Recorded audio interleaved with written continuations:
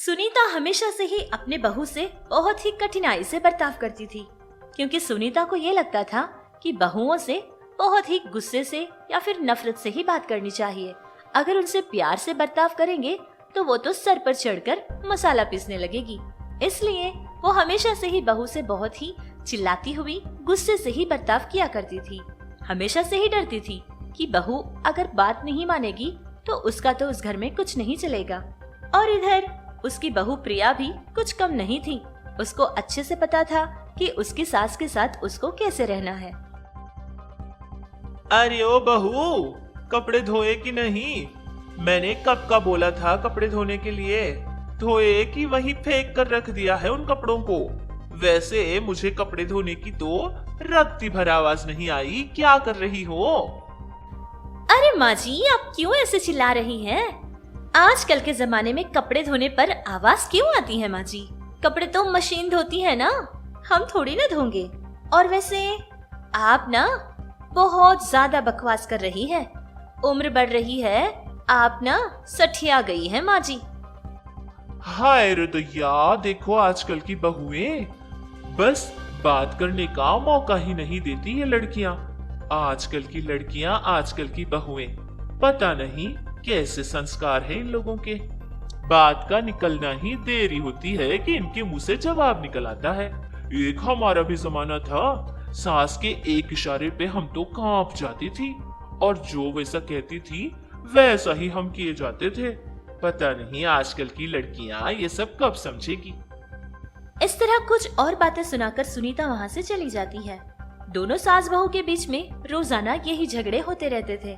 जैसे ही सुबह होती, इन दोनों का झगड़ा भी शुरू हो जाया करता था। जब देखो तब बस एक छोटे से मौके की जरूरत होती थी।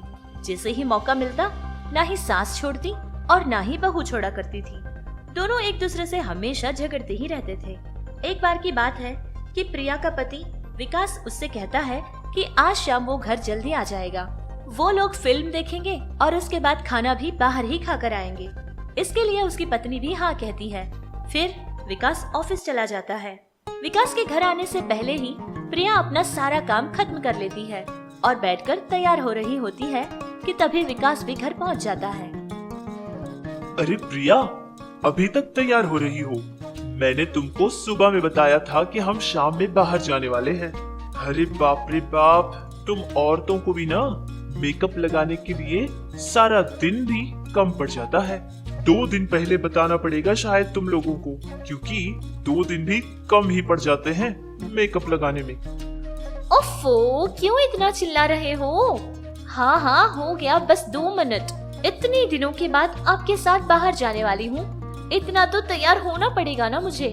अच्छा चलिए ठीक है, मैं ना अपना मेकअप शेकअप खत्म कर दूंगी। चलो ना चलते हैं, पहले ही बहुत देर हो चुकी। इस तरह तैयार होकर दोनों पति पत्नी बाहर जाने ही वाले थे कि सुनीता को ये बात पता चलने के बाद सोचने लगी कि उसका बेटा तो शादी के बाद पूरी तरह से उसकी पत्नी का पल्लू पकड़कर घूम रहा है। इस बात से बहुत ज्यादा जलने लगी। वो दोनों बाहर निकलने ही वाले थे कि अचानक से ही जोर जोर से चीखने चिल्लाने लगती है। सुनीता की इस तरह की आवाज सुनकर दोनों पति पत्नी घबरा जाते हैं और भागते हुए घर के अंदर आते हैं। सुनीता के कमरे में जाकर देखते हैं। माँ क्या बात है माँ? इतना जोर जोर से क्यों चिल्ला रही हो? सब कुछ ठीक तो है ना माँ? आखिर बात क्या है? अरे क्या बताऊं बेटा, मेरा सर तो फटा जा रहा है। कब से मैं बर्दाश्त कर रही हूँ, लेकिन अभी मुझसे नहीं हुआ जा रहा, इसलिए जोर जोर से चिल्लाने लगी। दर्द बहुत ज्यादा हो रहा है मेरे सर में। और वैसे ये प्रिया क्यों इतना अच्छे से तैयार हुई है? तुम लोग कहीं बाहर जा रहे हो क्या? अरे दैया, ये बात तो मुझे पता नहीं थी। अगर ये बात पता चलती तो मैं कुछ और देर के लिए बर्दाश्त कर लेती, तुम लोगों को ऐसे परेशान नहीं करती। कोई बात नहीं बेटा, तू बहू को लेकर बाहर चला जा, मैं ऐसे ही चुपचाप घर में पड़ी रहूंगी। अरे नहीं माँ, ये तुम कैसी बातें कर रही हो? तुमसे ज्यादा जरूरी मेरे लिए कुछ नहीं है माँ। आज नहीं तो क्या हुआ, हम कल बाहर चले जाएंगे माँ। प्रिया तुम अंदर जाओ, हम बाहर जाने का प्लान किसी और दिन बना लेंगे, ठीक है? आज तो मैं पूरा दिन माँ के साथ रहूंगा। विकास की ये बात सुनकर बेचारी प्रिया बहुत उदास हो जाती है। उसका चेहरा बिल्कुल ही फीका पड़ जाता है, लेकिन बेचारी कुछ नहीं कहती और खामोशी से अपने कमरे में चली जाती है। आधी रात का समय था।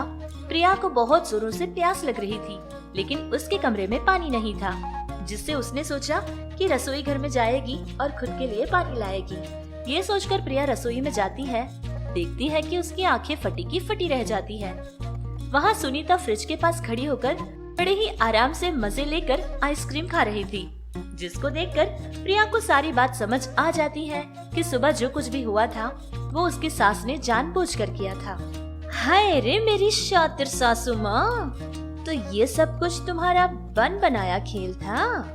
समझ गई, तुम्हारे बेटे के साथ मैं बाहर जा रही थी और ये तुमसे बर्दाश्त नहीं हुआ, इसीलिए ये सब कुछ तुमने किया होगा। अब देखो मैं क्या करती हूँ।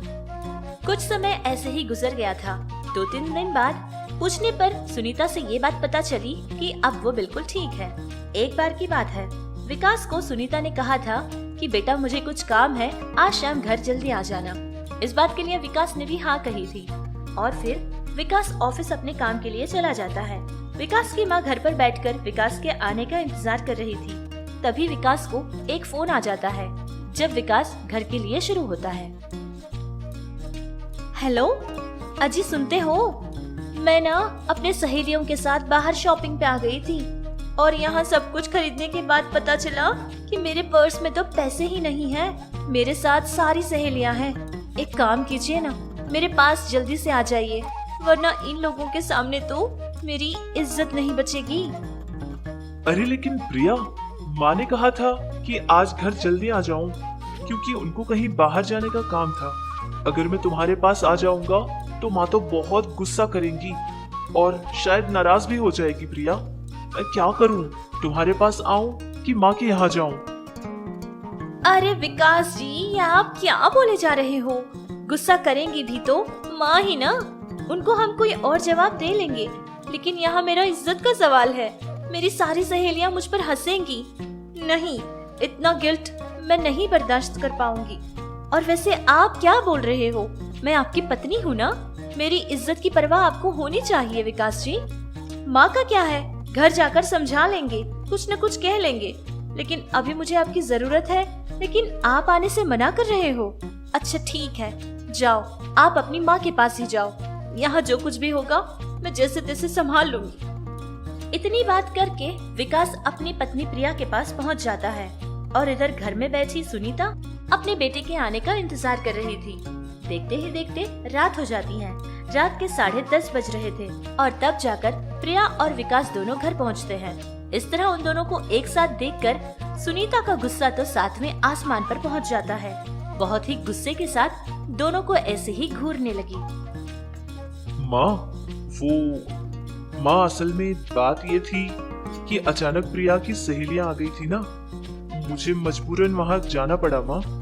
मैं तो बस घर के लिए निकल ही गया था माँ, लेकिन अचानक से मुझे प्रिया के यहाँ जाना पड़ा माँ। माफ कर देना माँ, हम वो काम के लिए कल चले जाएंगे, ठीक है? अरे हाँ, मैं तो समझ ही गई थी जब ये घर में कहीं नजर नहीं आई थी। मुझे पता था कि ये तेरे ही साथ कहीं बाहर गई होगी।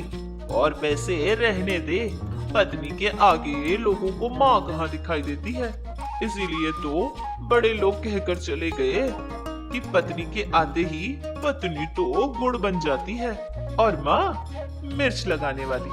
रहने दे बेटा, छोड़ दे, बाहर घूम फिर कर आए होगे ना, बहुत थक चुके होगे, जाओ अपने कमरे में आराम करो, मुझसे बात करने की कोई जरूरत नहीं है। इतना कहकर गुस्से के साथ सुनीता अपने कमरे के अंदर चली जाती है। सास को इस तरह से नाराज होकर जाता देख प्रिया अपने मन ही मन सोचने लगी कि अच्छे से मैंने अपनी सास को सबक सिखा दिया। इस बात से बहुत खुश होकर प्रिया अपने कमरे में चली जाती है। इधर बेचारा विकास एक तरफ माँ और दूसरी तरफ पत्नी, इन दोनों के बीच में पिसा जाता था। पता नहीं इस बेचारे विकास को माँ और एक तरफ पत्नी की बनाई चालों में पिसने से बेचारे को छुटकारा कब मिलेगा। चलो विकास के लिए चाहते हैं कि भगवान विकास को चैन की जिंदगी दे।